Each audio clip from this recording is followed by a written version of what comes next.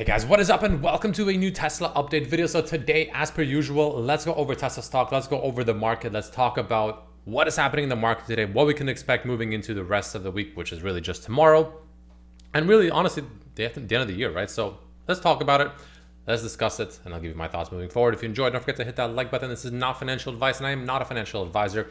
But if you do enjoy my technical analysis, thoughts, etc., I do have a YouTube membership section. The link is down below in the description of the video. For just $3 a month, where I share my intraday thoughts, post updates, mainly on Tesla stocks, sometimes other stocks when I see opportunities. Again, just $3 a month, or for $5 a month, you get access to everything I just said, plus NVIDIA daily updates if you're interested in that. But jumping into a Tesla closing the day down almost 2% on the day, closing $454 per share, which obviously compared to the market, it is going to be a little bit of an underperformance, no doubt. Right now, let's talk about what this means, right? So we talked about, on Tuesday, I believe it was, right before the, of course, Christmas market was closed on Christmas, essentially. Anyway, we mentioned how, Tesla was in a bit of a limbo land, right? We're kind of, in the middle of the channel. We're in the middle of a lot of resistances, supports, et cetera, et cetera, et cetera. But if there is one thing to notice, and if there is one thing to, really pay attention to, in my opinion, it is going to be on the 1 hour chart, right? I'll remove all the indicators for now. We'll just look strictly at the candles and the resistance levels for now. But we mentioned how, obviously that we had this little breakout, which, great, played out.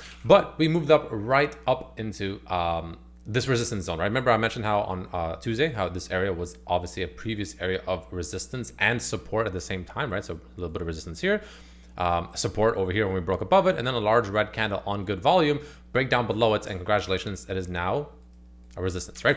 That's gonna be, and I mentioned how this is my main level to to the upside, and I was telling my members this earlier in the week, how if we do get a bounce off the bottom of the channel on the daily, which we pretty much did almost exactly that right there, my main target, at least for now, for the short term, before we kind of reassess it, if you will, is about 460, right? And that's exactly where we got to, pretty much, more or less.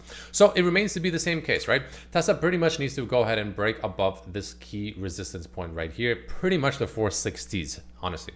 There's no specific magic number. It's not like 460 point or 464.39, no, it's just 460s, right? That whole area now is essentially more or less an area of supply, resistance, etc. So Tesla needs to break above that, right?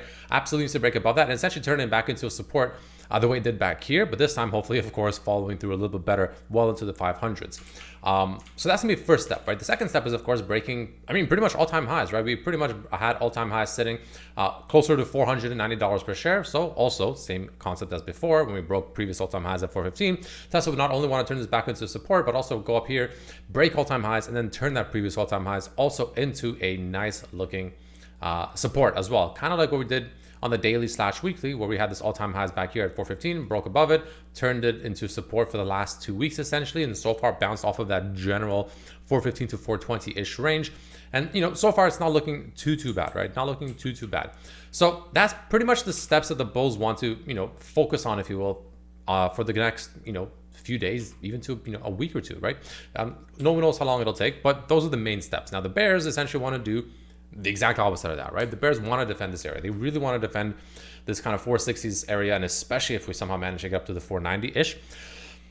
They want to defend it. They want to defend that. They want to make sure that that area is consistently turned into a resistance, and they do not want the bulls to break past that, because if they don't, then we start questioning this little overall bullish momentum. We could be setting up a potential little wedge, if you will. We'll see how it develops. We need a bit more information, in my opinion, but you can definitely make an argument the fact that Tesla on the 1 hour is setting up something that looks like this, at least for the resistance area.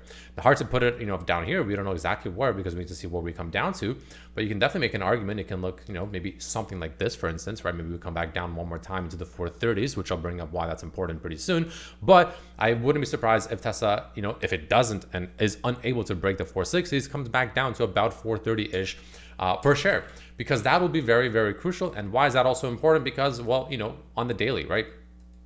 Like I mentioned before, let me bring out this for a second, right? We are, of course, in a rising channel. So naturally within the channel, we'll continue rising. Well, of course, we maintain within the channel, but because it is also a rising channel, the resistance technically moves higher, but the support also moves higher, for better or for worse. For better, because, well, now it will require less of a drop for Tesla to get into a meaningful area of support, which in this case right now, let's say it happens tomorrow, for instance, will pretty much be 430-ish, right? Obviously not exactly 430.00, but about 430, give or take a few dollars naturally.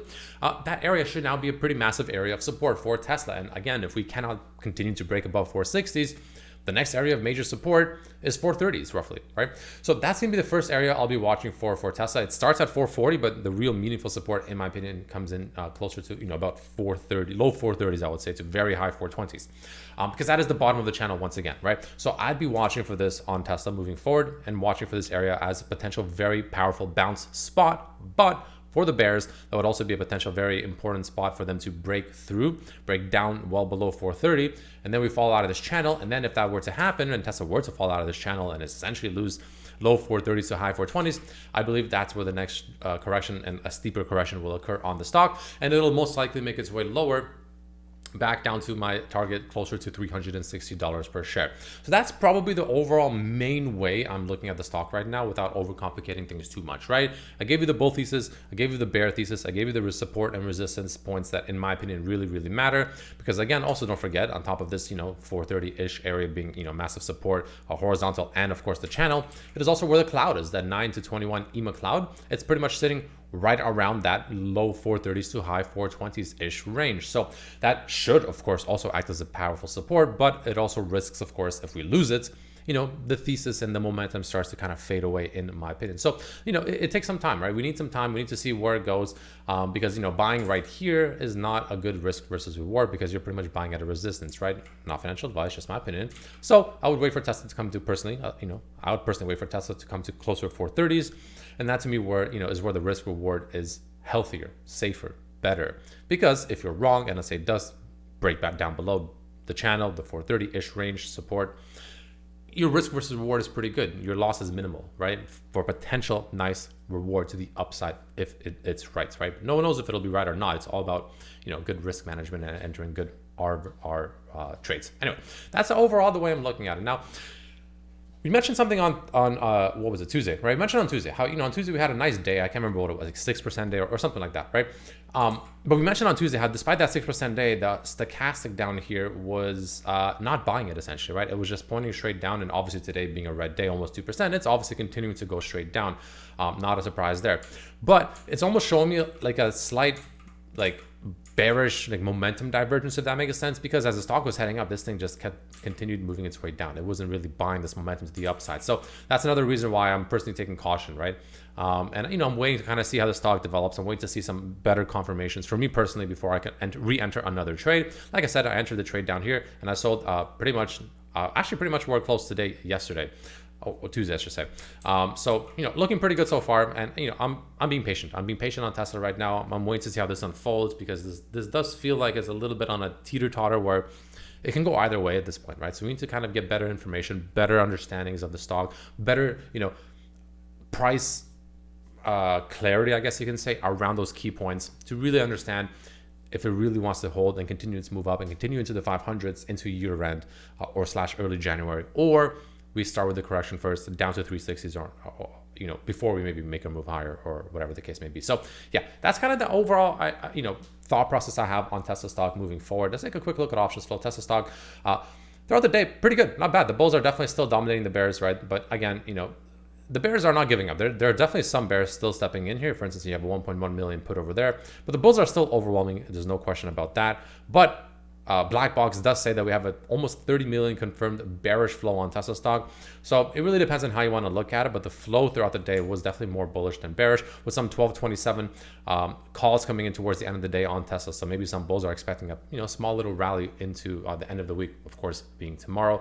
By the way, Cheddar Flow, I do have a link to it down below if you're interested in using the software options software for yourself with a discount as well if you use my link. So definitely check it out if you're interested. But yeah, that's probably the main thing I have on Tesla stock right now moving forward. So let me know what you think down below. And yeah, as usual, I'll see you tomorrow. Peace.